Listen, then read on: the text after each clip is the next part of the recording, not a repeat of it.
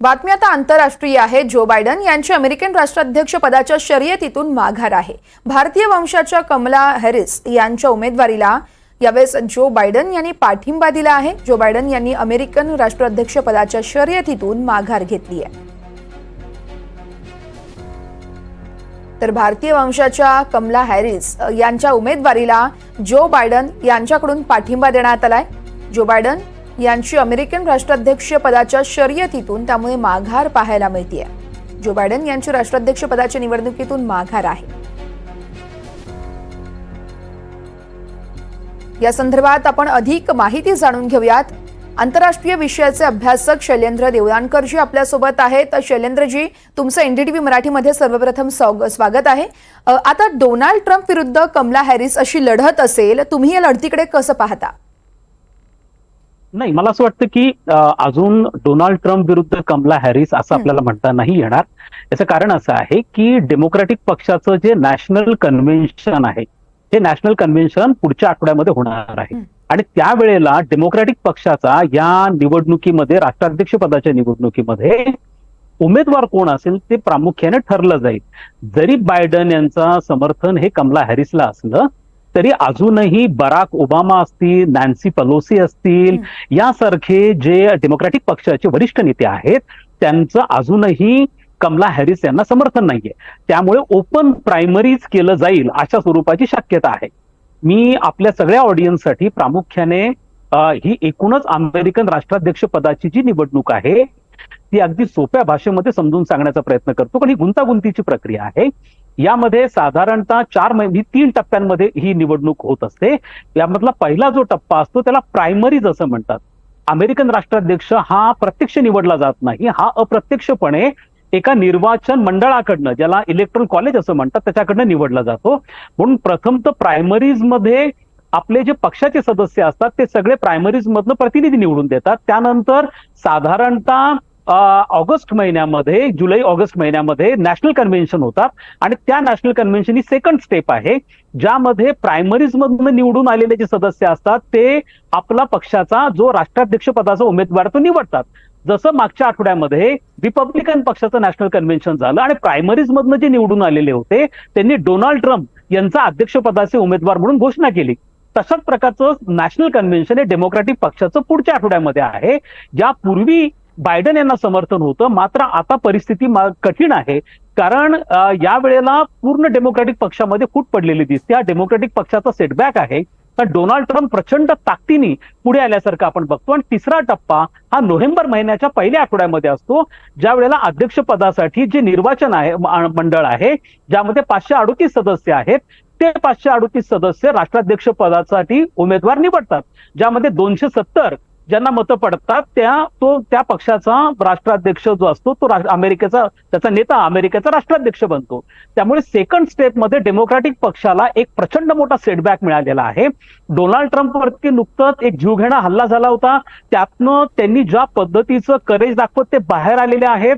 आपल्या उमेदवारांना प्रचंड मोठ्या प्रमाणात अपील करतात, त्यांच्या सभांना प्रचंड मोठ्या प्रमाणात गर्दी होती आहे। त्यामुळे बायडन हे यांची हार ही जवळपास निश्चित असल्यामुळे त्यांनी माघार घेतली असंही बोललं जात आहे। त्यामुळे आता ट्रम्प यांच्या विरुद्ध डेमोक्रॅटिक पक्ष कोण कॅन्डिडेट देतो याकडे सगळ्या जगाचं लक्ष लागलंय। जर कमला हॅरिस तिथं आल्या तर त्या साऊथ एशियामधल्या प्रामुख्याने आपल्या इंडियन ओरिजिन असलेल्या एक कॅन्डिडेट असतील, परंतु सध्या तरी डोनाल्ड ट्रम्प यांचं पारडं जड असल्याचं आपल्याला दिसून येत आहे। निश्चितच कमला हॅरिस या भारतीय वंशाच्या आहेत। दुसरीकडे उपाध्यक्ष पदासाठी JD व्हेन्स उमेदवार आहेत आणि व्हेन्स यांच्या पत्नी उषा या देखील भारतीय वंशाच्या आहेत। त्यामुळे तुम्हाला भारतीयांसाठी ही विन विन सिच्युएशन वाटतेय का?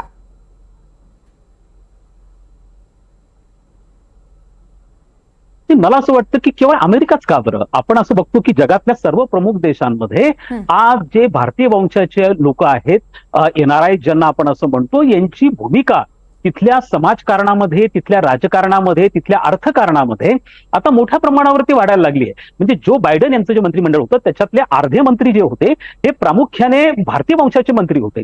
तसंच आपण इंग्लंडमध्ये देखील बघितलं, ऋषी सुनक हे भारतीय वंशाचे होते। अशा जवळपास 26 देशांमध्ये सध्या भारतीय वंशाचे जे लोक आहेत ते आयदर मोठ्या पदावरती किंवा राष्ट्रप्रमुख म्हणून देखील काम करत आहेत.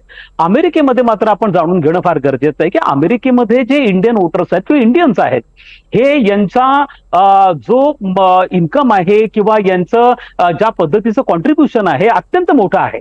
अमेरिकेच्या राष्ट्राध्यक्ष पदाची एक अत्यंत महत्वाचं वैशिष्ट्य म्हणजे तिथे इंडिव्हिज्युअल आणि संस्थांकडनं अध्यक्षपदासाठी दिलं जाणारं डोनेशन्स, ज्याला पार्टी फंड्स असं म्हणतात, यामध्ये अशा प्रकारचं डोनेशन किंवा पार्टी फंड देण्यामध्ये भारतीय हे मोठ्या प्रमाणावरती आघाडीवरती आहे. त्यामुळे रिपब्लिकन असो किंवा डेमोक्रॅट असो हे भारतीय वंशाच्या लोकांना सातत्याने खुश करण्याचा प्रयत्न हे करत असतात. त्यामुळे मला असं वाटतं की जरी कमला हॅरिस आल्या तरी देखील आपण असं बघतो की त्या भारतीय वंशाच्या आहेत. त्याचप्रमाणे आपण रिपब्लिकन पक्षाच्या उपाध्यक्षांच्या ज्या मिसेस आहेत त्या आंध्र प्रदेशमधलं त्यांचं ओरिजिन आहे. त्यामुळे आपल्याला असं दिसतं की एकूणच भारतीय जे आहेत ते अमेरिकन राजकारणामध्ये प्रभावी भूमिका पार पाडताना आपल्याला दिसून येतात. अगदीच सर, ओबामा यांनी अद्यापही त्यांचा पाठिंबा स्पष्ट केला नाहीये, त्यामुळे त्यांच्या भूमिकेचं किती महत्व असू शकतं या निवडणुकीमध्ये? नाही, निश्चितपणे आहे. बराक ओबामा हे दोनदा डेमोक्रॅटिक पक्षाचे उमेदवार आणि अमेरिकेचे राष्ट्राध्यक्ष हे राहिलेले आहेत. ते डेमोक्रॅटिक पक्षाचे अत्यंत वरिष्ठ नेते आहेत. त्यांनी अशा प्रकारची भूमिका घेतलेली आहे की त्यांनी कमला हॅरिस यांचं नाव घेतलेलं नाहीये. त्यांचं जे ट्विट आलेलं आहे त्यामध्ये डेमोक्रॅटिक पक्ष लवकरच एक सक्षम उमेदवार यासाठी देईल. पुढच्या आठवड्यामध्ये नॅशनल कन्व्हेन्शन आहे आणि आता या नॅशनल कन्व्हेन्शनमध्ये केवळ बराक ओबामा असं नाहीये तर त्यांच्याबरोबर नॅन्सी पेलोसी सारख्या असतील, शुमाकर सारखे असतील, असे अनेक डेमोक्रॅटिक पक्षाचे वरिष्ठ नेते आहेत की ज्यांनी अजूनही कमला हॅरिसच्या बाबतीमध्ये स्पष्ट भूमिका घेतलेली नाहीये.